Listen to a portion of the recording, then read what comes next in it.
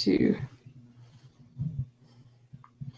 Hi, everyone. This is Reverend Dr. Katy, and we are live again. I'm really happy to be here. I have Melissa Lockett with me, so you should see us both on the screen. I'm going to just say she's our guest tonight. I'm really, really happy to have her here. She's a wonderful person with many, many gifts, and she's a dedicated Jesus follower, too. And so before we get into that, I just want to announce a few things. I hope that you all saw online today the PDF that I put that's available. We're going to actually talk about that a little bit in this interview, but I'm going to put a link to it right now. Perfect. In the comments. Okay. So I'm putting a link to PDF. This is real time so that anyone that hasn't had a chance to get to it can. Okay, so Melissa is an empath. She sees a lot of things that many of us, including me, do not see, among many of her other guests. And most importantly for this group, she is a dedicated follower of Jesus. And so this is a group for Christians, and non-Christians may also benefit from what we have to say, but that's kind of the way we talk about these things. And so she is here today to talk to us about some of her gifts and her journey. And I mentioned that PDF that I had posted last night, so it may have gotten buried in the leads for some of you, but it is a guide on connecting to your chakras and connecting your chakras to God and to the divine. And Melissa was one of the first people to comment on it. And so I asked her to just start with that tonight because, dang, if Melissa gets something really right away, then she's a really good read and pulse on what that can do for the rest of us, because Melissa's been working on these gifts for a really long time. So Melissa, can you just tell us a little bit about just about your experience with that guide, and then we're going to get into your journey too, because I know people want to hear that. Yeah, no, I absolutely really liked the PDF. It was simple but profound at the same time, and it could get you into that divine connection and get you tuned in quickly and easily. It was just super easy to follow. And what I liked was that, we don't always have a lot of time during the day. We're always so hectic and busy. Couple minutes, just devote a few minutes to yourself and make that connection and really clear your energy and bring that light back into yourself. I enjoyed it. It's phenomenal. It's simple and beautifully done. Awesome, thanks. So that's my goal, because I know we all lead really busy lives, yourself included. And sometimes I don't have time to dedicate 4 or 5 hours to prayer and meditation that I might like. But 10 minutes, you can really actually do a lot in 10 minutes if that's all the time that you've got. So nice. So good. I'm glad it worked for you. I hope it works for other people too. Yeah, I hope so. Yeah. So Melissa, let's start from the beginning. Let's say 15, 20 years ago, would you have imagined that you would have been in a group like this talking about chakras and auras and angels and all of these different kind of metaphysical things and Jesus all at once? To be honest, no. I did not think that this was something that, I guess we're taught or conditioned to think that these things are very distinct and separate, and they're really not. All of it really connects together. I mean, you want to talk about the most profound Reiki master, Jesus. I mean, his ability to heal and to do all of that.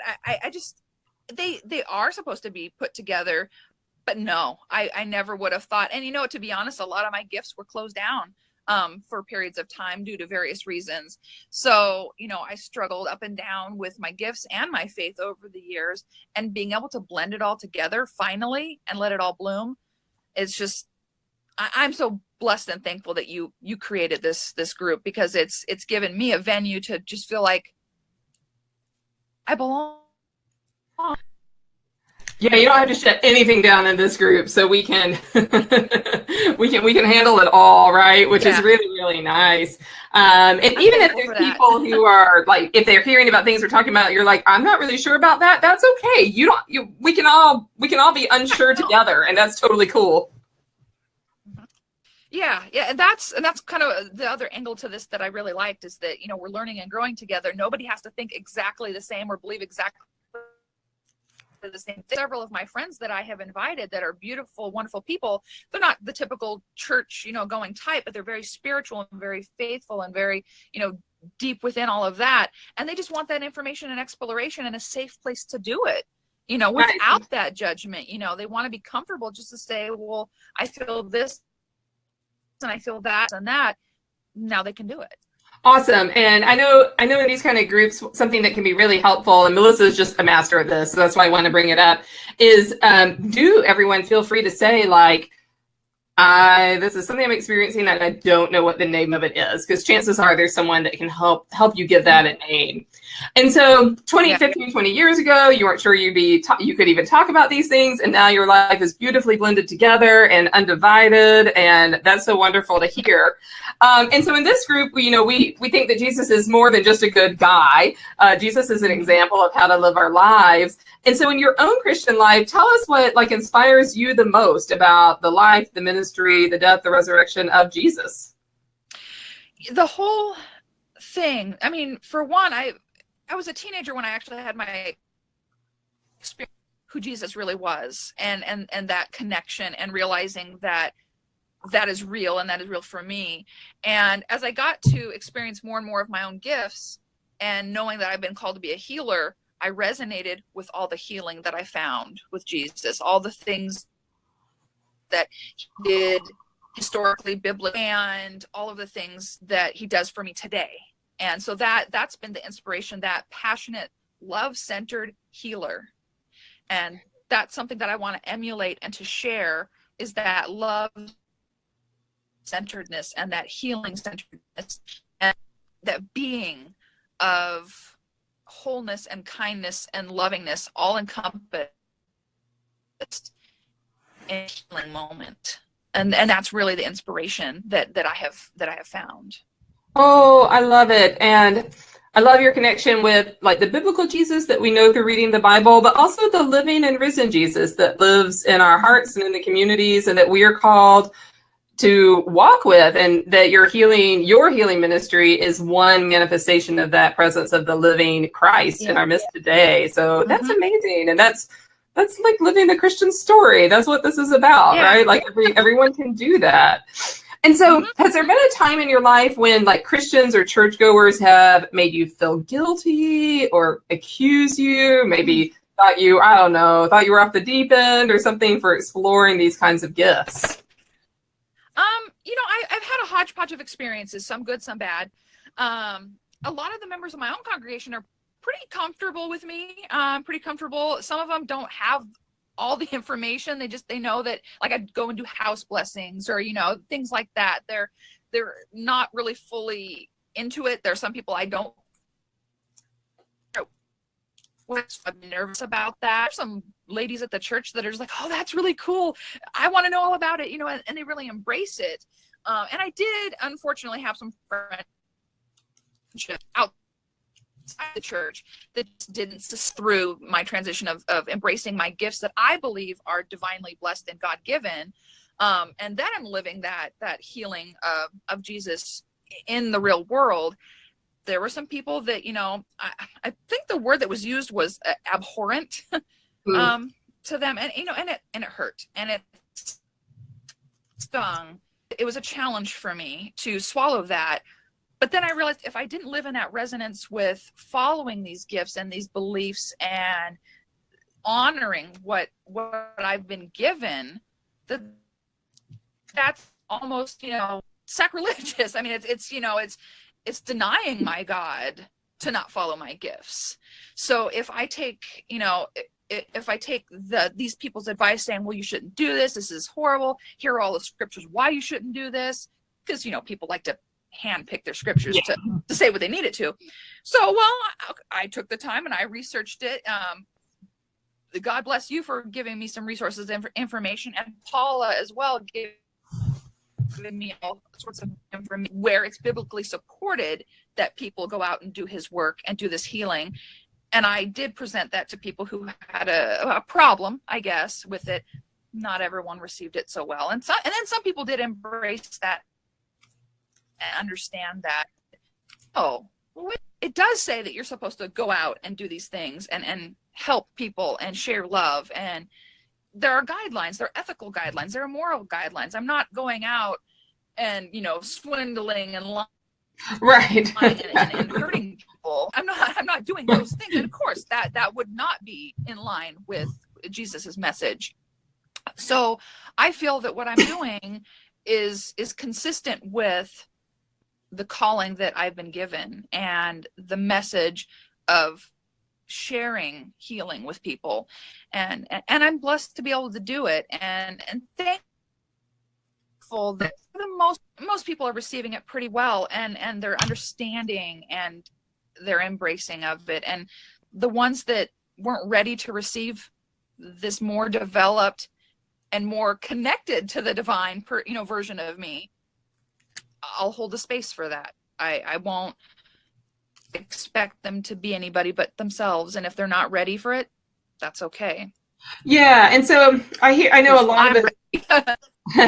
I know a lot of us have probably been recipients of this sort of like guilting or shaming, and sometimes people are scared to even bring up like, hey, I've got this going on and I'm not sure what it is, right? And like if we get shut down in that right away, then we don't even have space to develop it. And so if you're watching this and that's you, please be in touch with me, because this is the kind of thing that I love to do. And like I said, I'm an ordained minister, I'm a New Testament scholar, and I do this kind of stuff too. And they actually do all go together. So I would love to help people work through that. Melissa, so we all want to be like Melissa because she's worked through all of this, right? She's come out the other side like a better, more wonderful version of her already wonderful self.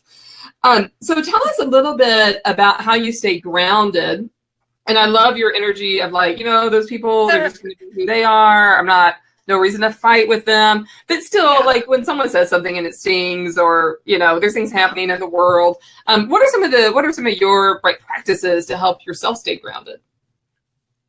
There's a lot of different things I do, a lot of different techniques, and I've learned a few new really great grounding and centering techniques and meditative locally here. A great healer friend of mine named Mandy has been really inspirational to me and guided me through a lot of different meditations and learning how to ground and center. And it's a resource that, you don't really necessarily innately finding resources like you or other, practitioners in whatever local area someone is at that can really teach them how to do these things. It is helpful. I mean, I was naturally born with a bunch of gifts, but they were all over the place. So just taking time to connect yourself to the source together and getting all that energy to meet, and connect and, and protect. A lot of essential oils, definitely do that. And just, inspirational verses, inspirational messages, all of those things I put together to just get myself balanced and try to push out the energy of the rest of the world when I don't need it to intrude into my space. But really a lot of techniques have been important for me. Nice. And like, there's just always, just for anyone watching, there's just always, and Melissa mentioned it, prayer, right? Like grounding ourselves in prayer. And that's something that like every churchgoer, every Christian can agree on. And I know I get a lot of pushback just about the Facebook group, about other stuff that I do, just from people who don't know me. Right. And it was funny because I had someone the other day say, no, you're practicing necromancy and the occult. And I was like, we don't have necromancers in the group. Like if we do, I don't know about it.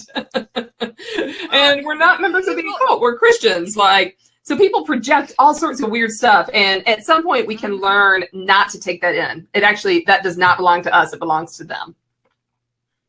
Yeah. No, that lovely Deuteronomy verse that people face and explain to you that, the wizards, the mediums, the necromancers, and all of the things, maybe they ought to take things into context and not take one scripture and maybe know the history of the culture back then, that it was a polytheistic society, not a monotheistic society. Right. They were praising themselves. They were worshiping themselves. They were swindling. They were taking from people and not really giving them anything, and then worshiping themselves. what we're doing is loving, light, bringing people back to their faith, bringing people back to their divine connection and energy.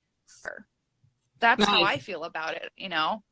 And so I think people are probably dying to know, like, tell us a couple of your gifts. If Melissa told us all of her gifts, we would be here for forever, because she really does have so many, and she shares them so beautifully with the world. So maybe just tell us some of the ones that are, you know, that might be accessible for people to hear about, and maybe even resonate. It might resonate with you if you're watching this, because you might have experienced this yourself. I guess the short title would be empathic, aura reader, and medium. Okay. I'm definitely an empath. So, you know, being able to feel, connect to both living people's energy and deceased people's energy. Okay. The aura reading, I can see, sense, both with my eyes and my third eye, energy fields around people, both the inner part of their body and surrounding them. So things that are going on in their lives, things that are going on with their things that are just around them, I can see that in a color spectrum.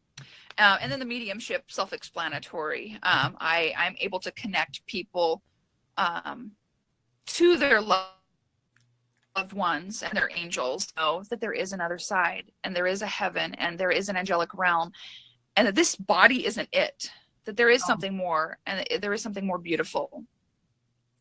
So, you know, yeah, we're all here to learn something. Yeah, being able to give people that gift. One of the people I read for one time, as a matter of fact, just a quick example, was that they hadn't really been in the church for a long time, that had passed. They're like, you know what? I'm going back to church. And it was a really profound moment. They almost got their faith back.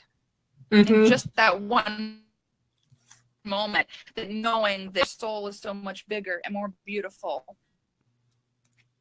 And so those are and that I share, among other things. You know, I do house blessings, like I've said, and I try to restore balance and harmony and love in people's lives in a multitude of ways. And yes, I've been born with these gifts, but I had to learn a lot of skills to tame, hone,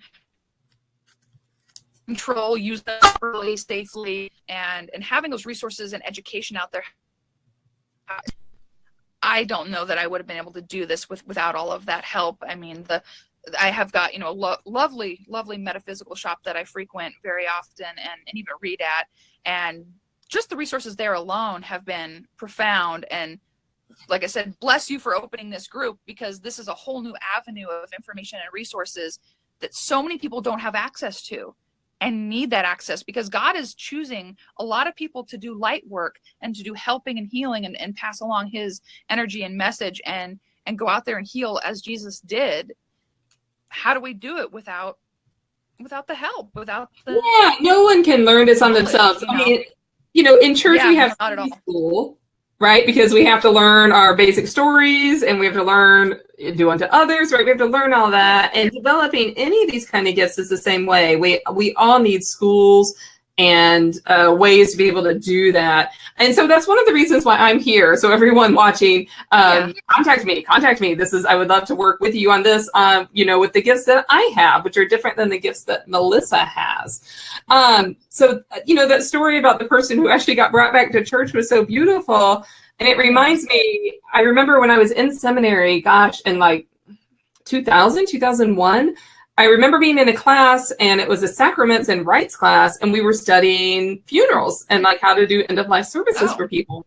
And finally I said, you know, the rites that we're studying presume that the deceased person is worshiping with us. And our professor kind of smiled and said, there's really two schools of thought, so you got to decide the one you're on. And I've definitely been at funerals where I did feel like the deceased was there, and I've been to funerals where I didn't. And I think both are possible. Sometimes that person is like, out of here, going straight to heaven. I'm not passing go. And then sometimes I think they stick around a little bit, make sure everyone's okay. And, you know, both can happen, right? Yeah, nice.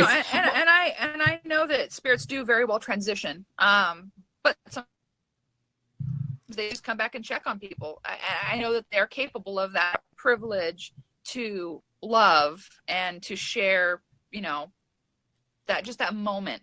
Sometimes people who are grieving that moment with a loved one, it's a gift. It's a gift being given to them, that they don't have to feel like, well, the person just gone and they're just ashes in the ground, or they don't have to feel as if nothing happens thereafter. All the experiences I have prove, to me anyway, there is so much more beyond, and it is so glorious, and it is so beautiful, and everything we do in this life does matter. It does really matter. Yeah. It does. We're here for reasons, people. We're here for reasons. It's not a free pass. Yeah, it is not a free pass. There is Sunday school on the other side, by the way. So, right. Yes, exactly. you don't learn your stories. Yeah. Please behave. It's that beautiful moment to just know that there's so much more, and it's such peace for me to know that, and to be able to share that with people. Oh, I love it. Well, I'm going to post for everyone some of the groups that Melissa is in and that she helps run, so that you can all, I think follow along. So it should show up in just a moment. I'll repost, if for any reason it didn't post, I'll repost it. There they are. So you can click directly on those and be in touch with her.